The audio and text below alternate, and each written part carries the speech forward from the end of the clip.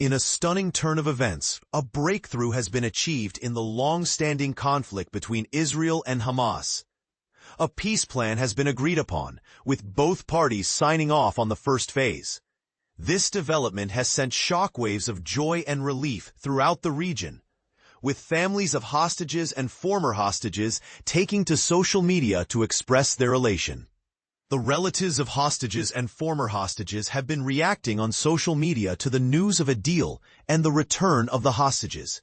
For instance, Eli Sharabi, whose wife and children were killed and whose brother Yassi's body is being held by Hamas, posted, "Great joy, can't wait to see everyone home." The mother of hostage Matan Zangaukar said, "Matan returns home to me, to you, to the country. For these tears, I prayed." The mother of hostage Nimrod Cohen posted, "My child, you are coming home." Former British-Israeli hostage Emily Damari celebrated with former hostage Romy Gonen, reciting prayers of gratitude, then toasting L'Chaim, meaning to life. She has been campaigning for the release of her friends, twins Gali and Ziv Berman. Their brother Laron Berman posted, "My Gali and Ziv, I love you so much. You're coming home." The White House has predicted that the hostage release will begin on Monday, pending Israel's cabinet approval of the deal. But here's where it gets controversial. Hamas is reportedly eager to release the hostages as soon as possible, which could potentially lead to a clash with Israel's withdrawal timeline.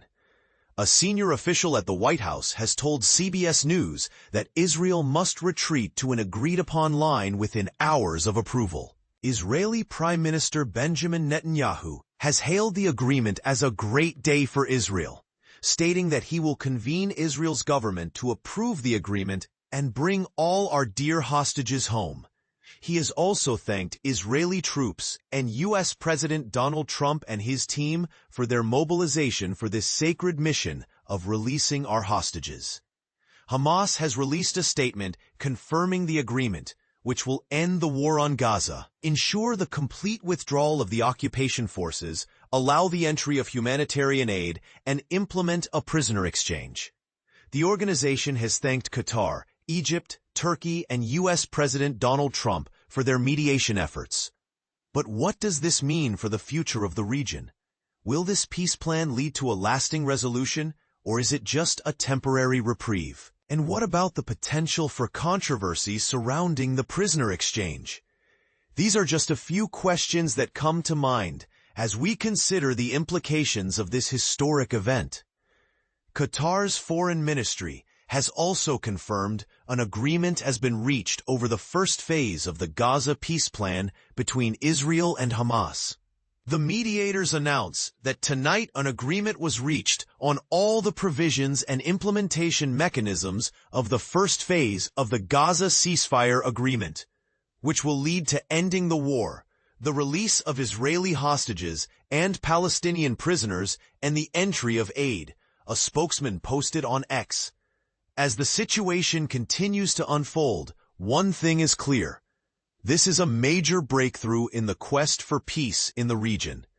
But as with any complex issue, there are sure to be differing opinions and perspectives on the matter. So we want to hear from you. What do you think about this development? Share your thoughts and join the conversation in the comments below. In the meantime, President Trump has announced that he expects to fly to Egypt as soon as this weekend, which as officials later said could be as soon as Friday.